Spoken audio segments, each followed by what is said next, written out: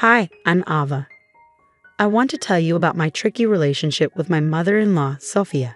She always seemed to make things hard for me. Sophia had old-fashioned ideas and never really liked me. For a while, my husband William and I lived far from them, so Sophia couldn't bother us much. But when William got a job close to them, we had to deal with her more. I could handle Sophia's behavior because I grew up dealing with difficult people, like my own parents. Luckily, William's dad, Benjamin, was always nice to me. But the tough part was that Sophia spent time with my daughter, Luna, who was 9 at the time. Luna loved her grandparents, and they were the only ones she knew well.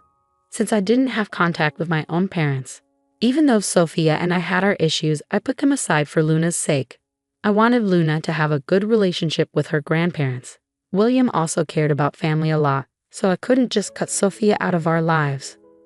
Luna enjoyed spending time with her grandparents, but Sophia still caused problems sometimes. Sophia kept criticizing Luna's diet, saying I wasn't feeding her right. She thought Luna needed more nuts for protein, but Luna was allergic to nuts, and even their smell made her sick. I told Sophia this many times, but she wouldn't listen. She said Luna needed to eat nuts to get over her allergy and called me a bad mom. I knew you'd say this, Sophia. We talked to the doctor, and Luna's meals are balanced. Skipping nuts won't hurt anyone, but it could make Luna really sick, I told her. Even after explaining and listening to the doctor, Sophia didn't change her mind. She thought exposing Luna to nuts would help her allergies. I was tired of arguing with her and tired of being called a bad mom. Sophia even tried to get Luna to eat nuts, but Luna knew better and always said no. Feeling more and more worried about what Sophia might do, I decided to talk to William about it. I'm really concerned about leaving Luna alone with Sophia. I'm afraid she might give Luna foods she's allergic to, thinking it will help her allergies, I told him. Don't worry so much, Ava. My mom might have old-fashioned ideas, but she knows her boundaries. And Dad is always there to step in if things get out of hand. Luna loves being with her grandparents, and we can't just stop her from seeing them, William said, trying to reassure me. But Sophia keeps ignoring Luna's allergies. I'm genuinely scared for Luna's safety whenever she's with them without me. We need to talk about this. I can't keep worrying like this, I insisted. Relax, Ava. There's no need to stop Luna from seeing my parents just because of this small issue. Luna loves being with them, you know? And if you're worried about Mom, I'll talk to her. She'll listen to me, William assured me. His words made sense. Luna really enjoyed being with her grandparents, so I couldn't bring myself to stop her. If Luna had ever said she didn't want to see them, I would have respected her decision. But I didn't realize that even William couldn't change Sophia's behavior. Things came to a head at Luna's 11th birthday party. Benjamin and Sophia were invited, and they said they'd come. Sophia seemed really excited, which made me uneasy, though I didn't know why. When they arrived early, it surprised me because Sophia usually avoided being around me. She gave Luna a big present wrapped in birthday paper and said, "Happy birthday, Luna. Here's your gift. Grandma got you something really special." Luna thanked Sophia, and then Sophia said, "Wow, that's a big gift. What's inside, Grandpa?" "I have no idea, Luna. Grandma chose it, and she won't even tell me what's in there. We'll both find out when you open it," Benjamin said. "Come on, open Grandma's gift and see what she got you. I bet you'll love it, sweetie. I'll be your favorite grandma ever," Sophia said excitedly. "I can't wait to see what you got me, Grandma. I'm so excited. We'll open all the gifts after we cut the cake, Luna. Let your friends arrive, and once we finish the cake, you can start opening the presents," I suggested. "No, Luna needs to open my gift before cutting the cake. That's why I came early to give her my special present," Sophia insisted. Despite feeling suspicious about Sophia's behavior, Luna seemed genuinely happy to get such a nice gift from her grandma. The big, heavy package made Luna even more excited, and she couldn't wait to see what was inside. She wanted to start opening her presents once all her friends were there. I agreed to let Luna open Sophia's gift before the cake, as Sophie said it had to be done that way. I didn't want to upset Luna on her birthday, so we went along with it. But little did I know what a disaster it would turn into. Luna and her parents were let down by the one person they trusted. Sophia not only ruined Luna's birthday, but also turned everyone against her. When Luna opened the gift, she found a big cake with her name on it. She was happy for a moment, but then she passed out. William and I rushed to her, scared and confused when we saw her throat swelling up. In shock, I watched as William hurried to get an epinephrine shot while someone else called the police. Knowing exactly who was behind this, I confronted Sophia, demanding answers. "What on earth did you put in Luna's cake? What's in it?" I asked, my voice shaking with anger and fear. Sophia pretended she didn't know anything, saying, "I didn't do anything, Ava. It's just a regular cake. I don't understand what's happening. Maybe something you did caused Luna to faint. You've been neglecting her nutrition despite my warnings, and now she's paying the price. Don't try to blame me. Luna was fine just a moment ago, and now she's having an allergic reaction. Tell me what you did to her, Sophia. I hope you didn't mess with the cake. You need to own up to your actions and take responsibility. Look at Luna, she's turning blue." I snapped back, ignoring Sophia's excuses. Focusing solely on Luna, I hurried over with the epinephrine I always kept on hand for emergencies. Although Luna's swelling went down a bit, she remained unconscious. It was clear that she needed to go to the hospital to fully recover. The room was filled with worry for Luna. Tears welled up in my eyes, and even William looked close to crying. Sophia, who was already in tears, seemed scared. In that moment, I decided to cut open the cake to see what was inside. What I found shocked me to the core. I demanded answers from Sophia, questioning her sanity for putting nuts in the cake. "Sophia, what were you thinking? You ignored my warnings and put nuts in the cake, putting Luna's health at risk. How could you be so careless?" "I only wanted to help Luna, not hurt her. I didn't like that Ava was so strict about Luna's diet. While it's true Luna might have reactions sometimes, I thought gradually giving her nuts could help," Sophia argued. My frustration boiled over when I confronted Ava, saying, "Are you crazy? Our daughter is allergic to nuts. She could have died from this reaction. Who gave you the right to decide how to handle her allergies? Look at the mess you've made. I'm Luna's grandma, and I have the right to take care of her. She'll be fine. You're all overreacting. You're just trying to scare me for no reason. I'm sure this is all part of Camilla's plan to make me look bad. But listen, Sophia, if things go my way today, you'll be in big trouble. Right now, all I care about is Luna's health," I said firmly. Just then, the ambulance arrived with paramedics.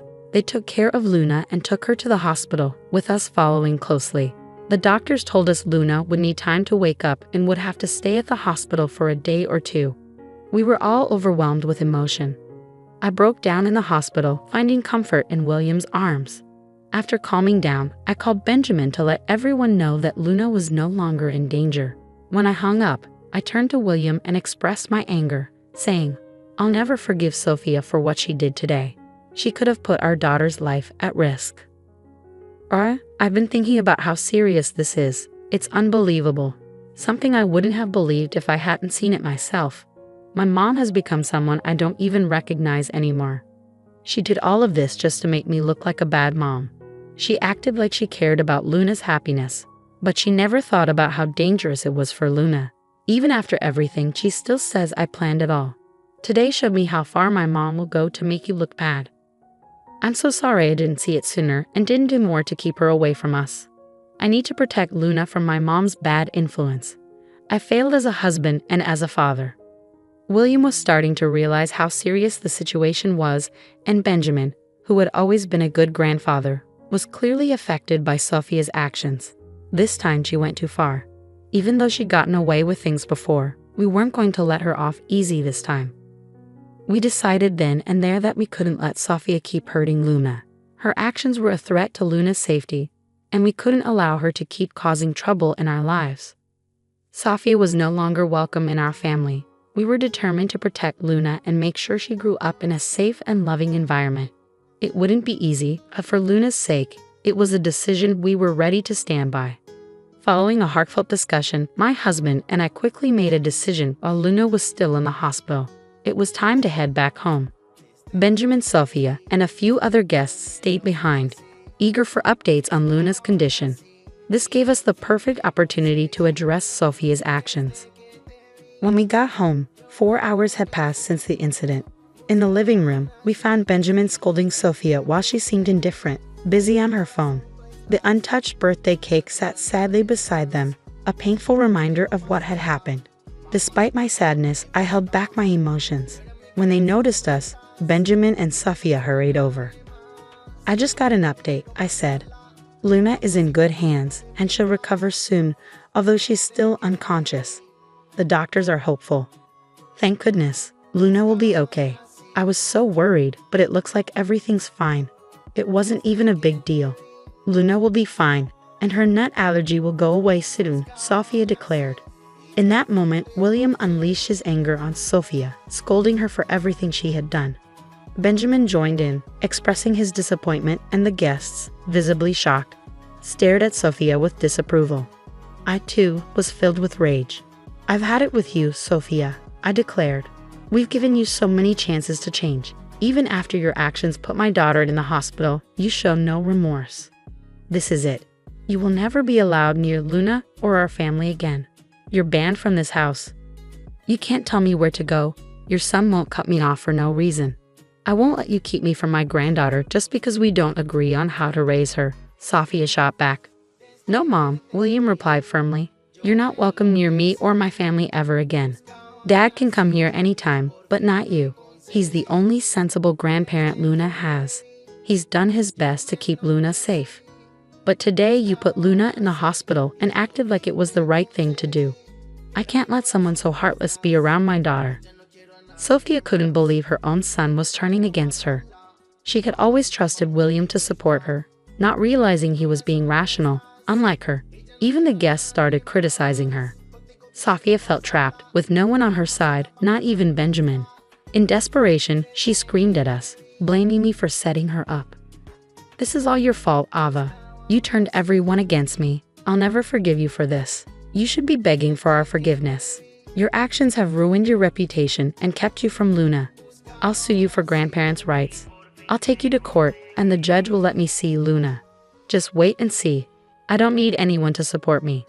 I responded firmly, you're not going to have much luck getting grandparents' rights from jail. I'm sure the judge would find it pretty funny to have a criminal asking for visitation after putting her own granddaughter in danger. Sophia protested. What are you talking about, Ava? Why would I go to jail? I didn't do anything wrong. Didn't do anything? I shot back. What you did is a crime, Sophia. You can be arrested for knowingly exposing a child to allergens. It's considered a form of poisoning. Maybe you didn't realize it, but William and I did. We've already called the police on you. And look, here they come now to arrest you. Sophia, in denial, insisted, no, you're lying. This can't be happening. You can't arrest me for this. Sophia's panicked expression showed her desperation as she begged us to drop the charges.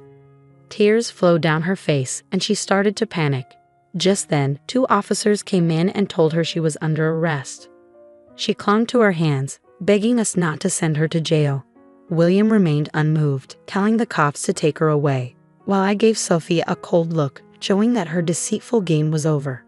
In a last attempt, she turned to Benjamin for help, begging him to do something. Benjamin, please. You can't let your wife get arrested like this, she pleaded.